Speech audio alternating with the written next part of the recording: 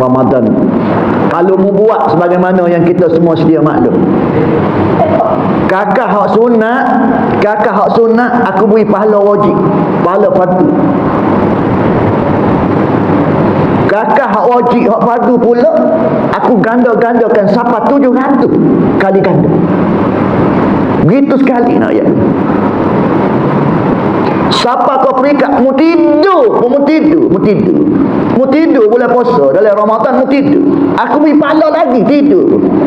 Waktu ramai tidur dalam kuliah, dia bukan nak tidur sangat, dia nak pahala tu. Tak tahu ramai jadi ada satu dah tidur lah, lepas tu dah meruk. Nah ya, cuma jangan tidur terus ngosong masalah. Nak oyaknya tahu kita. Habis kakah lah nak ya, kalau tidur pun Tuhan berpahala. Tidur pun Tuhan berpahala, benda lain lebih lagi ya.